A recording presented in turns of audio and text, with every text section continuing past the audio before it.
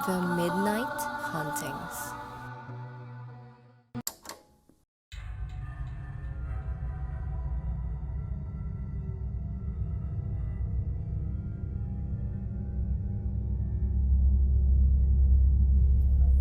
Magandang araw mga ka-midnight. Ako si Rex. Ang kwentong ito ay ipinadala ng isa nating tagapakinig.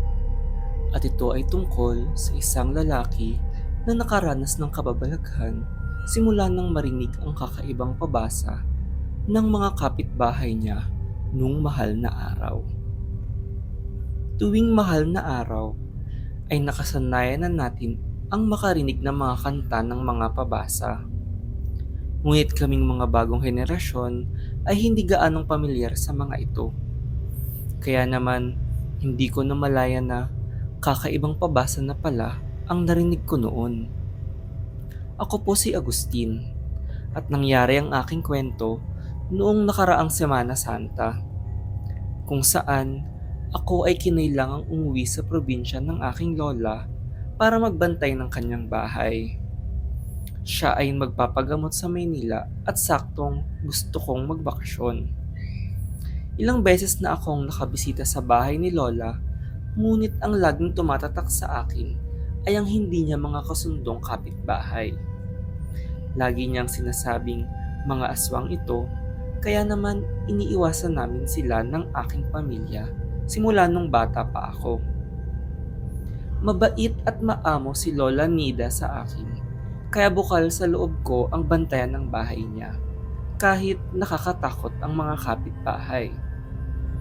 Ibinili niya sa akin na siguraduhin takpan ang mga rebulto niya sa bahay dahil malapit nang magmahal na araw. Nangolekta siya ng mga santo panlaban daw sa mga kapitbahay, kaya buong sala niya ay puno nito. Nang magtakip ako ng mga ito, ay nakabasag ako ng isa. Nagalit si Lola kaya binili niyang hayaan ko na lang at siguraduhin ko lang na iwasan ang mga ito sa gabi. Sa unang gabi ko, ay naririnig kong nagtitipon ng mga kapitbahay at nagdadasal ng kanilang pabasa. Nagtaka ako dahil ang pagkakaalam ko ay hindi nagdadasal ang mga aswang. Hindi ko alam na ibang dasal na pala ang ginagawa nila. Nang kinagabihan ay naririnig ko pa din silang nagdadasal. Hinayaan ko lang sila at nagpatuloy sa paglilinis ng bahay ni Lola. Nag-ayos na ako ng gamit para matulog sa aking kwarto nang mapadaan ako sa sala. Bigla akong nakaramdam ng kakaiba.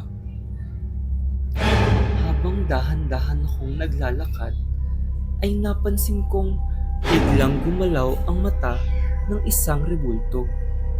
Napatingin ako sa ibang estatwa kung namalikmata lang ba ako. Nakita kong nakatingin din ang iba sa akin na tila ba sinusundan ng mga ito ang aking galaw. Napatakbo ako sa aking kwarto at nagkulong na hanggang mag-umaga. Hindi ako makatulog dahil sa aking nakita. Kinukumbinsi ko ang sarili ko na baka tinatakot ko lang ang sarili ko, ngunit alam ko ang aking nakita. Kinalma ko ang sarili ko kinabukasan. Matagal na akong nakikituloy kina Lola Nida dati pa, at hindi naman ako nakakaranas ng ganun sa mga rebulto niya. Hindi ako gaanong natatakot sa mga santo dahil malakas ang aking pananampalataya.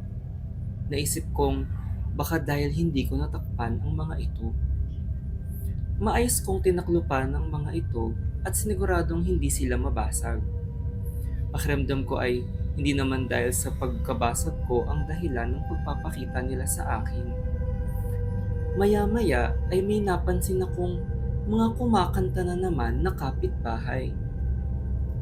Pagsilip ko ay nakitang umaawit pa din ng pabasa ang mga kapitbahay ni Lola. Nagtataka ako dahil ang alam ko ay isang araw lang ang kadalasang tinatagal ng mga pabasa. Sinubukan kong lapitan ng bahay nila, nang biglang tumindig ang aking mga balahibo. Naririnig kong kakaiba ang mga salitang dinadasal nila at tila ba Latin ang kanilang binibigkas na mga kanta.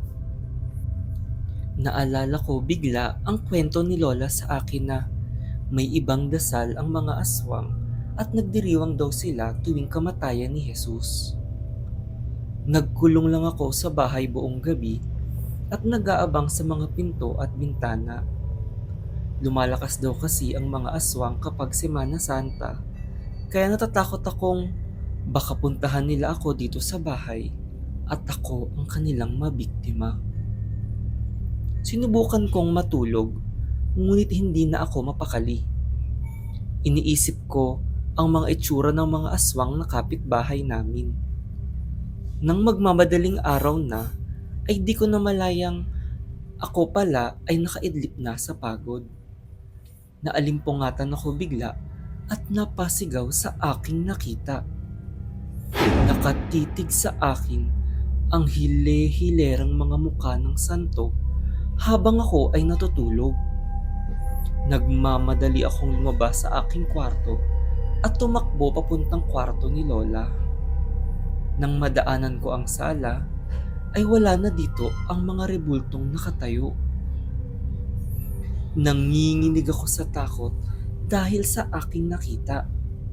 Nakita ko sa kwarto ni Lola ang kanyang rosaryo at ako ay nagdasal hanggang mag-umaga.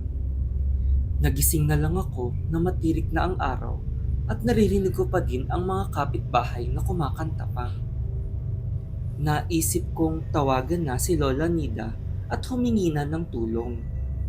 Nang ipaliwanag ko sa kanya ang aking mga naging karanasan, ay hindi na daw siya nagulat. Akala daw niya ay hindi ako maapektuhan ng dasal ng mga aswang, kaya hindi na siya gaano nagbilin sa akin. Matagal na daw niyang pinaghihinalaan na dinadasalan siya ng mga kapitbahay para takutin, lalo na tuwing magmamahal na araw. Dinadaan lang daw niya ito sa gabi-gabing novena sa rosaryo. Ginagamit daw ng mga ito ang mga santo para lalo daw kaming matakot. Ilang gabi akong nagnovena matapos to at sa kabutihang palad ay nawala ang mga pagpapakita at paggalaw ng mga santo. Hindi ako tumigil hanggang makauwi si Lola. Natapos din ang mga pabasa ng mga aswang nung nagpasko ng muling pagkabuhay. Simula nun ay naging maingat na ako lalo sa mga kapitbahay ni Lola Nida. Gabi-gabi na din akong nagro-rosaryo bago matulog kahit nung makabalik na ako ng Maynila. Nakasanayan ko na gawin iyon hanggang ngayon dahil wala namang mawawala sa akin. Kaya siguraduhin nating maging maingat tuwing mahal na araw dahil sa ganitong panahon daw lumalakas ang mga masasamang kaluluwa. Baka ang naririnig mo na pala ay pabasa ng mga aswang.